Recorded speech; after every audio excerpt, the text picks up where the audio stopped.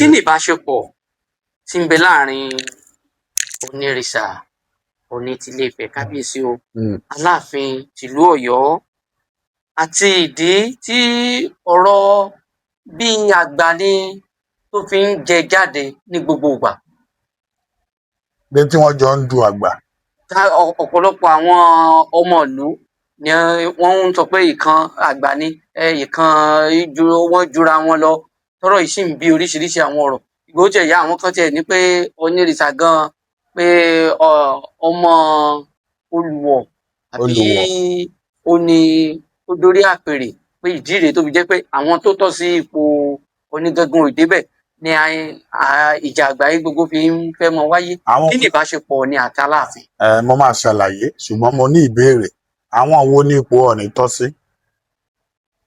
Ẹ̀yin tẹ́ ẹ mọ̀ tán ni ẹ là ń wá. Ibi tí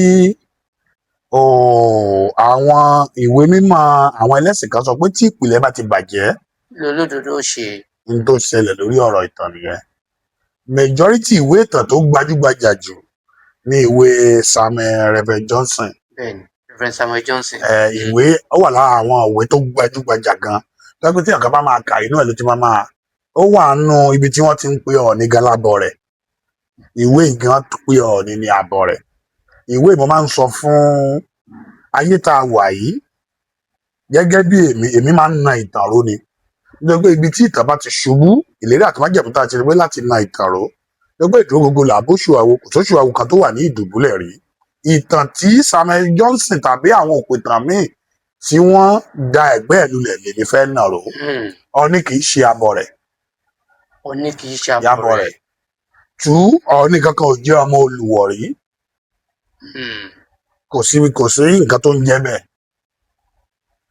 Ṣùgbọ́n nítorí pé Ifẹ̀ máa ń rí i pé ọmọ wa ló ṣèdí bẹ̀bẹ̀ rẹ̀ yẹ ká fìlẹ̀kẹ̀ sí díẹ̀ ká má fi síbi ẹlòmíì ni bíi pé wọ́n rí èèyàn títí bíi pé wọ́n ń ba ọmọ jẹ́ títí gbàjẹ́ ẹ̀ wá le àpawọ́ ò ní ka mọ́ ká tó ṣẹlẹ̀ nìyẹn. Ìtẹ́ Ọọ̀ni àti Aláàfin mo máa ń sọ fún àwọn tó máa ń bi mí kò ṣeé fi wéra wọn nítorí pé Ọọ̀ni kì í ṣe ọba. Aláàfin la lè pè ní ọba. Mo ń sọ fún yín ní ìbẹ̀rẹ̀ pé àwọn kan wà tí wọ́n ń jẹ́ ìlú tí mo sọ pé Lord Emperor ni wọ́n àwọn ju ọba lọ. Mo wá sọ fún yín pé nínú wọn ni a ti ń jẹ Ọọ̀ni. Ẹ tún wá rí i pé supremacy Ọọ̀ni tún sọ pé elúkélú kì í tó Ọọ̀ni. Àwọn elú tí wọn kì í ṣẹgbẹ́ ọba gbogbo ọba ilẹ̀ ó tu òjìire ẹni tí a bá ti pè ní elú ọ̀dọ̀ ẹ̀ ni àwọn ọba ti wá. Gbogbo ilẹ̀ Yorùbá bá ta bá ní ká máa tú ìtàn wọn ní kọ̀ọ̀kan àwọn elú yẹn ni wọ́n bí wọn. So Ọọ̀ni gangan wá tún ju elú lọ nítorí pé nínú elú tó tayọ jù ni oúnjẹ Ọọ̀ni. Báwo la ṣe máa fi elú tó tayọ jù tá a máa fi wé ọba? Ṣé ẹ ti kẹ́kọ̀ọ́ tí mò ń sọ? So ó jìnnà síra wọn. Ọọ̀ni kì í ṣe ọba. Gbogbo àwọn tó bá ń ṣe ọba ká máa ṣe council of ọba wọn lọ. Bí explanation dàbí ti irúnmọlẹ̀ tí mo ṣe fún yín tí mo sọ fún yín pé Ọ̀rànfẹ̀ kì í ṣe irúnmọlẹ̀ bàbá fún àwọn ìmọ̀lẹ̀ ni bẹ́ẹ̀ náà òun náà ló dífá fún Ọọ̀ni. Ọọ̀ni kì í ṣe ọba bàbá fún àwọn ọba ni.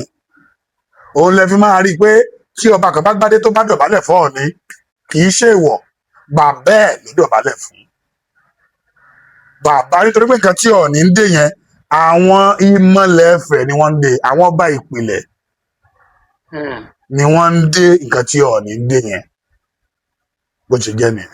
Tó túmọ̀ sí pé gbogbo ìjà alágbàdé yìí kò sí ọ̀rọ̀ ń bẹ̀. Kò sí nǹkan tó ń jẹ́ bẹ́ẹ̀ nítorí pé ìdí bàbá lọmọ bá ọkọ tó bá ẹ̀pọ̀n ṣé Aláàfin lè dé adé àrè? Ọ̀rànmíyàn gan tó jẹ́ pé ibẹ̀ ni ìlà tí Aláàfin ti wá kò dé adé àrè.